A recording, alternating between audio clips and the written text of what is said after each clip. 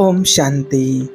कोई आपका दिल दुखाए तो परमात्मा की यह बातें आप हमेशा याद रखना, आप हमेशा खुश रहेंगे।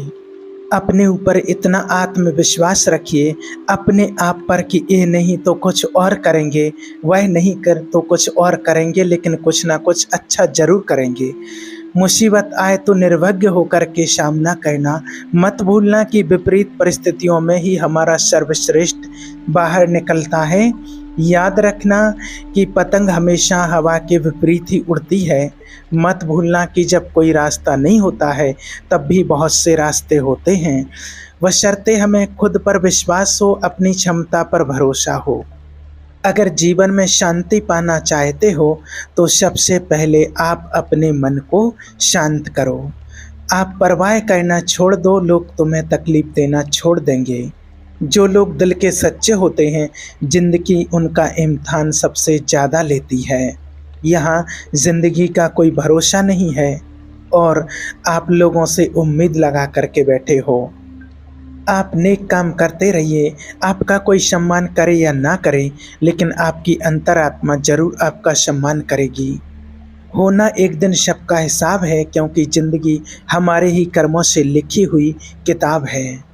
इंसान कितना भी अमीर क्यों ना बन जाए, तकलीफ बेच नहीं सकता और सुकून खरीद नहीं सकता है। सुखी होने के चक्कर में जो पूरे जीवन भर दुखी रहता है, उसी का नाम है इंसान। दूसरों की गलतियां ढूंढने के लिए तो हमें भेजा चाहिए, लेकिन खुद की गलतियों को ढूंढने के लिए हमें कलेजा चाहिए। दूसरा कितना बुरा है इसका अंदाज़ा तो कोई भी लगा लेता है, पर खुद कितने बुरे हैं इसके अंदाज़ा किसी को नहीं। जिनको अपने हैं वो अपनों से झगड़ते हैं, और जिनके पास अपने नहीं वो अपनों को तरसते हैं। उम्मीद रखना है तो सिर्फ ईश्वर से रखो, क्योंकि वह तुम्हें कभी ना उम्मीद नहीं होने देंगे। ईश्वर के अलावा किसी पर भी अटूट भरोसा मत करो, क्योंकि नमक और चीनी का रंग एक ही जैसा होता है। एक लड़का था जो अपने पिता से बहुत प्रेम करता था। उसके पिता उसके लिए हीरो थे, उसके प्रेरणा स्रोत थे। बेटा पिता को खुश करने के मौके ढूंढता रहता। एक दिन वह उन्हें लेकर के एक रेस्टोरेंट में गया, क्योंकि उसे याद था कि उनके पिता को कभी बाहर का खाना बहुत पसंद हुआ करता था। पिता बहुत बूढ़े और कमज़ोर हो चुके थे, पर बेटा उनके साथ पुरानी यादें जीना चाहता था। उनके चेहरे पर वो खुशी देखना चाहता था। वह दोनों जब रेस्टोरेंट में पहुँचे तो वहाँ धीमे धीमे से बजता संगीत, मध्यम सी रोशनी उनके मन को मोह रही थी। बहुत से लोग वहाँ बैठे हुए थे और लड़के के पिता के लिए यह शाम अद्भुत थी। उनकी खुशी और चेहरे पर बहुत अच्छे से झलक रही थी। जब खाना खाने की बारी आई तो वो वृद्ध थे और घबरा गए। हाथ कांपने की वजह से खाना उनके कपड़ों पर गिरने लगा। वह बेहद शर्मिंदा महसूस करने लगे। तभी उनके हाथ से चम्मच जोर से आवाज़ करते हुए नीचे गिर गया। आसपास के लोगों का ध्यान उनकी तरफ चला गया और सभी उन्हें देखने लगे। लड़का अपनी जगह से चुपचाप उठा। उसने अपने पिता का मुंह साफ किया, उनके कपड़े पोंछे और उन्हें फिर अपने हाथ से खाना खिलाने लगा। पिता ने कहा, मुझे माफ़ कर दो बेटा, आज मेरी वजह से तुम्हें शर्मिंदगी झेलनी पड़ी। लड़के ने इस पर बहुत सुंदर जवाब दिया। लड़का बोला, क्यों पापा, जब मैं छोटा था और जब ऐसे ही खाना गिरा दिया करता था सारा, तो क्या आप शर्मिंदा होते थे क्या? यह सुनकर के पापा का चेहरा खुशी से खिल गया। वहाँ बैठे सब लोग उन्हीं को देखे जा रहे थे। बिल चुकाने के बाद जब वह वापस जाने लगे तो पीछे खड़े एक सज्जन ने उनसे कहा, सुनिए, आप कुछ छोड़े जा रहे हैं। लड़के ने अपनी जेबें टटोली और कहा, नहीं तो। सज्जन ने फिर कहा कि हाँ, आप कुछ छोड़े जा रहे हैं। यहाँ बैठे हर पिता के लिए एक उम्मीद, और यहाँ बैठे हर बेटा के लिए एक सबक छोड़े जा रहे हो। बच्चे माँ बाप की उम्मीद होते हैं, उनकी उम्मीदों पर हमेशा खड़े उतरना। एक वही तो होते हैं जिनकी नसीहत हमें हमेशा खतरों से बचाती है, और उनकी दुआएं एक कवच की तरह हमारी हमेशा रक्षा करती हैं। वह वह जो सम्मान अपने बड़ों का आज करते हैं सफलता की दुनिया में, वही आगाज करते हैं। एक बहुत सुंदर प्रसंग है, इसे ध्यान से सुनना और सुनने के बाद आप इसको महसूस करना। एक लड़का नदी के पुल पर बैठा था। पुल के नीचे से पानी बह रहा था। लड़का पुल के ऊपर से उस पानी को गौर से देख रहा था। उसी समय पानी के साथ एक लकड़ी का बड़ा सा टुकड़ा बहता हुआ पुल के नीचे से गुजरा। वह उस लकड़ी के बड़े से टुकड़े को लगातार देखता रहा। धीरे धीरे वह लकड़ी का टुकड़ा उसकी आंखों से उछल हो गया। पानी का बहाव उस टुकड़े को दूर बहा ले गया और नदी की सतह पहले जैसे थी वैसे ही साफ और चमकीली हो गई। फिर थोड़ी देर बाद उसने देखा कि खूब सारे पत्ते नदी के बहाव के साथ पुल के दूसरी तरफ से बहते आ रहे हैं। वह उन्हें लगातार देखता रहा। वह जैसे जैसे नदी का बहाव उन पत्तों को दूर बहा कर ले जा रहा था, वैसे वैसे वह पत्ते उन लड़के की आंखों से ओझल होते गए और फिर नदी का पानी साफ और चमकीला हो गया। और ऐसे ही एक के बाद एक कोई ना कोई चीज़ नदी के साथ बहती आ रही थी और धीरे धीरे नदी के बहाव के साथ वह साफ हो रही थी। वह देखते देखते उस लड़के की आंखों में चमक आने लगी कि जैसे उसके हाथ जीवन का कोई अनमोल रहस्य हाथ लग गया हो। हाँ, वाकई उस लड़के को लग गया था हाथ एक रहस्य, और उस रहस्य का नाम था पुल के नीचे से बहने वाला पानी। उसे समझ आ गया था कि जीवन की हर चीज़ किसी दिन इसी पानी के साथ पुल के नीचे से गुजरकर ओझल हो जाएगी। उस लड़के ने इस रहस्यमय विचार को पकड़ लिया। अब जीवन में वह लड़का किसी भी अच्छे या बुरे दौर से गुजरता तो बिना रुके आगे बढ़ता। वह दुख में होता तो यही कहता कि यह तो पुल के नीचे का पानी है, एक दिन बह जाएगा, बहा ले जाएगा। जब वह सुख में होता तो भी यही दोहराता, ये तो पुल के नीचे का पानी है, बह जाएगा, बहा ले जाएगा। उसके बाद वो लड़का कभी मुश्किल वक्त में नहीं रहा। ध्यान से सोचिए, समय उसी पुल के नीचे से गुजरने वाला पानी की तरह है जो हमारे जीवन की हर चीज़, चाहे वह सुख हो वह दुख हो, सब अपने साथ ले जाता है। इसीलिए सुख और दुख में यही सोचो कि यह वक्त भी गुजर जाएगा, यह पुल के नीचे का पानी है, बह जाएगा, बहा ले जाएगा। जिस तरह हवा एक ही दिशा में नहीं बहती, उसी तरह मनुष्य की किस्मत भी बदलती रहती है। समय खराब चल रहा हो तो आप परेशान नहीं होना, सही समय का इंतज़ार करना, एक दिन समय ज़रूर बदलेगा।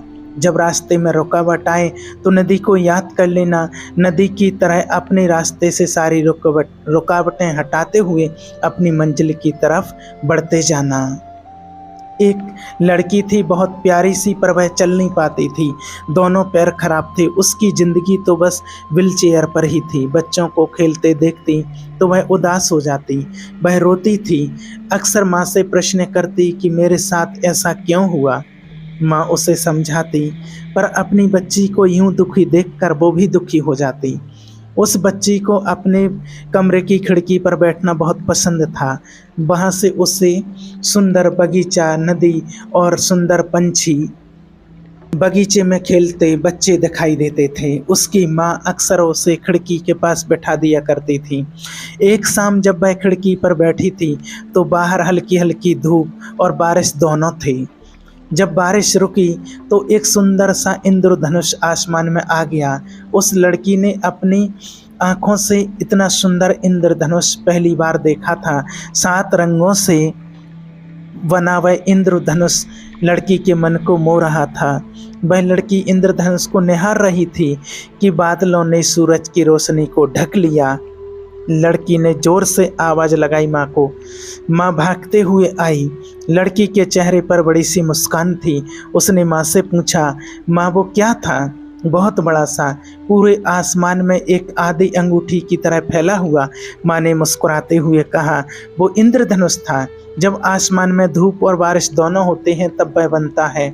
लड़की ने उत्सुकता से पूछा, माँ अगली बार जब वह आएगा तो मुझे बहुत देर के लिए उसे देखना है। माँ बोली, इंद्रधनुष थोड़े समय के लिए ही रहता है, पर हम जरूर कोशिश करेंगे उसे बहुत समय तक देखने के लिए। अब लड़की इंद्रधनुष बनने की प्रतीक्षा करने लगी। एक बार फिर से वैसा ही मौसम हो गया, फिर से इंद्रधनुष बना। लड़की बहुत खुश हुई, वो इंद्रधनुष से बातें कहने लगी। दोनों बहुत खुश थे। कुछ देर बाद इंद्रधनुष ने कहा, अच्छा प्यारी बच्ची, अब मुझे जाना होगा। लड़की ने कहा, अभी ठहर जाओ, इतनी जल्दी क्यों जा रहे हो? आप कितने अद्भुत और सुंदर हो, आप सबको इतनी खुशियाँ देते हो, फिर इतने कम समय के लिए क्यों आते हो? इस पर इंद्रधनुष ने मुस्कुराते हुए उत्तर दिया, जब ईश्वर ने मुझे बनाया था तो यही कहा था कि मेरा जीवन काल बहुत छोटा होगा। मैंने इसे स्वीकार कर लिया। मेरी इसी स्वीकार्यता के कारण मेरा रूप अद्भुत हो गया। मैं बेहद खूबसूरत रंगों से ढक गया। लड़की ने उसकी बातों से सीख लिया। उसने ठान लिया, अब वह खुद को देखकर कभी दुखी नहीं होगी, बल्कि दूसरों को खुशियाँ बांटेगी। देखिए, परिस्थिति चाहे कोई भी हो, अगर हमें खुश रहना है तो उसकी एक ही चाबी है, स्वीकृति। जिन विपरीत परिस्थितियों को हम बदल सकते हैं, उन्हें आप बदलिए।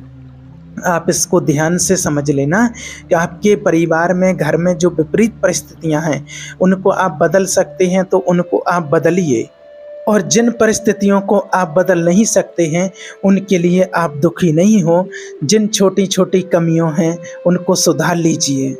जो परिस्थितियां बदली नहीं जा सकती हैं, उनको आप स्वीकार कर लीजिए। आपको स्वीकार ही करना पड़ेगा, तभी आपका जीवन चक्र अच्छे से चल सकता है।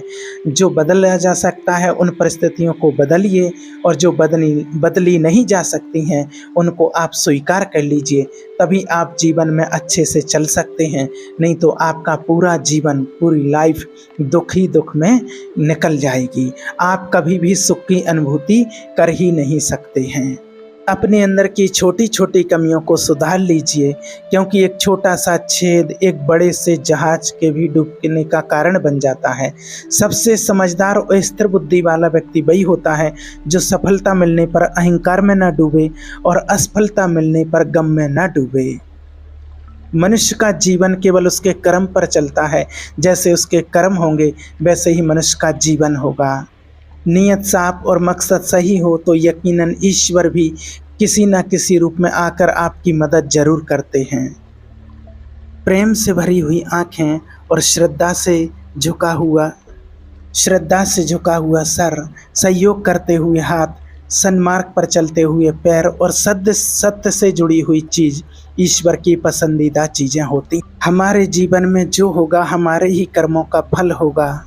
जिस प्रकार दिया तेल के बिना नहीं जल सकता है, उसी प्रकार मनुष्य ईश्वर की कृपा दृष्टि के बिना सफल नहीं हो सकता है। जीवन में कोई भी काम शुरू करने से पहले एक बार भगवान का स्मरण जरूर करना कि मैं जो करने जा रहा हूँ वह भगवान को स्वीकार होगा या नहीं। ऐसा करने से आप जीवन में कभी भी गलत काम नहीं करेंगे। किसी का भला नहीं कर सकते तो बुरा भी मत करो। अगर सम्मान नहीं कर सकते तो बेवजह आप किसी का अपमान नहीं करो। इसलिए हमेशा जीवन में अच्छा करो। और जीवन में अगर कोई विपरीत परिस्थितियां हैं तो वो भी एक दिन निकल जाएंगी, क्योंकि सदा अंधेरा नहीं रहता है, सदा रात्रि ही रात्रि नहीं रहती। ऐसा कभी नहीं हुआ, या सदा दिन ही दिन हो, ऐसा कभी नहीं होता है। अगर समय बुरा चल रहा है तो अच्छा भी आएगा, समय बदलेगा ज़रूर। ये आप निश्चय मान करके अपने जीवन में चलें तो आप कभी दुखी नहीं होंगे। सुख और दुख, उतार और चढ़ाव, रात और दिन, ये तो जीवन का चक्र है, ये तो हमेशा चलता ही रहता है। इसलिए आप कभी निराश नहीं होना। हमेशा परमात्मा को याद करो। भगवान आपके साथ है, आपके साथ सब कुछ अच्छा ही होगा। ओम शांति।